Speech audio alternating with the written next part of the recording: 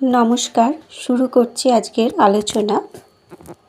মায়ের কাছে এক ভক্ত এসে বলছেন, মা, ধ্যান জপে মন একেবারেই বসতে চায় না, কি করে মন বসাতে হবে?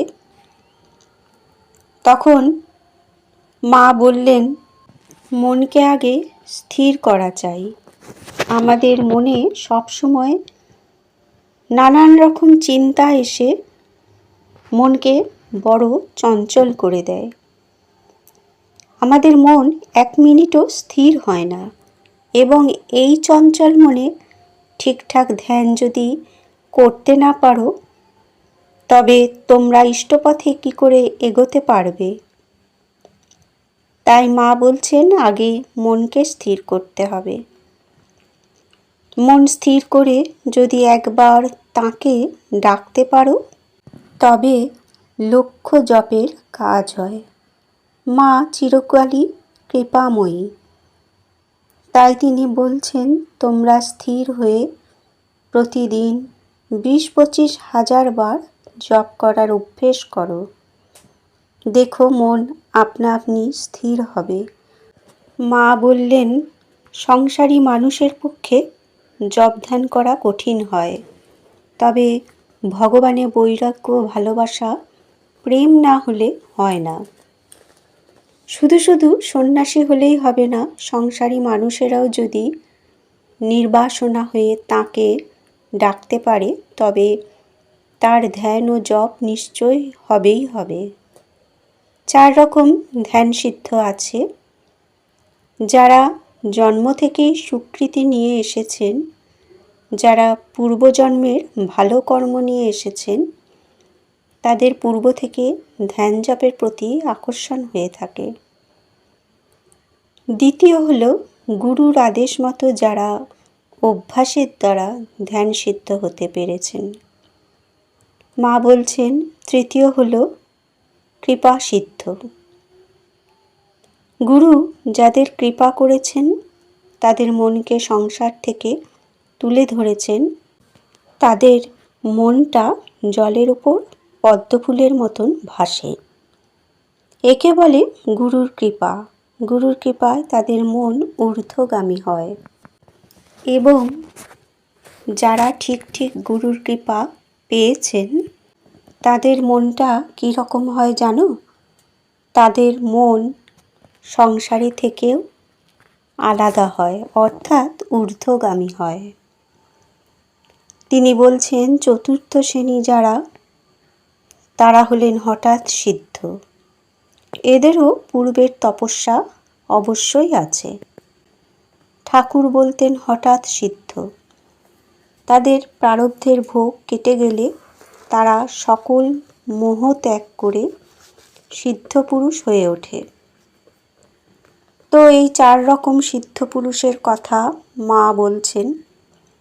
তিনি আরও বলেছেন, ঠাকুর এবার লোকের মঙ্গলের জন্যে কঠোর তপস্যা করে গেলেন। ছিল শুধু হাড় ও চামড়া, তার ওপর অন্যের পাপ নিজের শরীরে নিয়ে ঠাকুরকে অনেক রোগ ভোগ করতে হয়েছে।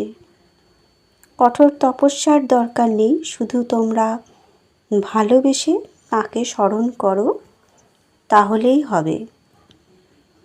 তার নাম জপ করতে করতেই কুণ্ডলিনী শক্তি জেগে উঠবে। মা আমাদের আশ্বাস দিয়েছেন, তিনি সবটুকু সন্তানের জন্য করে গেছেন। আমাদের কোনো চিন্তা নেই, তিনি সব করে গেছেন। তাঁর উপর পূর্ণ বিশ্বাস রাখলেই হবে।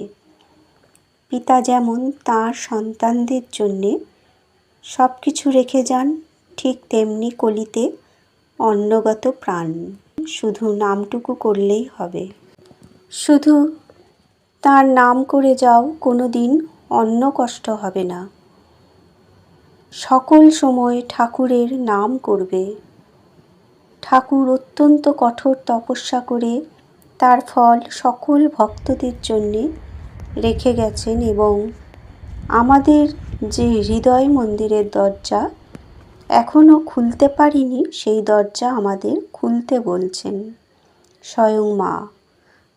তিনি হৃদয় মন্দিরের দরজা খুলে ঠাকুরকে আহ্বান করতে বলছেন। তবেই ঠাকুরের কৃপা পাওয়া যাবে। বিশ্বাসী ভক্ত যদি একটু সাধন ভজন করে তবে তার চিন্তা নেই, তিনি সব অন্ধকার দূর করবেন। ধ্যান যদি না হয় তবে জপ করবে, জপাত সিদ্ধি, জপ করলেই সিদ্ধি লাভ করবে। ধ্যান যদি না করতে পারো তবে জোর করে ধ্যান করার দরকার নেই। 10 বার যদি পারো এই মন্ত্র জপ করো, ঠাকুরের কৃপা লাভ করবেই করবে। বন্ধুরা, স্বয়ং মা শারদা বলেছেন এই মন্ত্র জপ করলে ঠাকুরের কৃপা লাভ হয়। অমৃতবাণীতে মা স্বয়ং এই কথা বলেছেন। সকল কষ্ট দূর হবে। 1853 খ্রিস্টাব্দের 22শে ডিসেম্বর মা এই ধরাধামে আসেন। মা বলতেন, সকাল সন্ধে যখনই সময় পাবে তোমরা ঠাকুরের নাম জপ করো এবং ঠাকুরকে স্মরণ করো, তিনি ঠিক তোমাদের দেখবেন। মা কত সহজভাবে তাঁর সন্তানদের বলেছেন, পূজা পাঠ যদি তোমরা করতে পারো ভালো, না হলে শুধু রামকৃষ্ণ নাম স্মরণ করে যেও। কাজে কর্মে শয়নে জাগরণে সব সময় তাঁর নাম জপ করা অভ্যাস করো, তবেই তোমরা সুফল পাবে। ঠাকুর থাকতে তোমাদের ভয় কি? মায়ের এই কথাগুলো শুধু কথার কথা নয়। আজ অনেক পাপী তাপী দুঃখী মানুষের দুঃখ স্বয়ং ঠাকুর শ্রীরামকৃষ্ণের কৃপায় দূর হয়েছে। তাকে স্মরণ করলে চলার পথের কাঁটা তিনিই দূর করবেন। আজকের আলোচনা এ পর্যন্তই। ঠাকুরের শ্রীচরণে, মায়ের শ্রীচরণে এবং স্বামীজির শ্রীচরণে শত কোটি প্রণাম জানাই এবং সকল শ্রোতা বন্ধুদের আন্তরিক শুভেচ্ছা ও অভিনন্দন জানিয়ে এখানেই আলোচনা শেষ করলাম। ধন্যবাদ।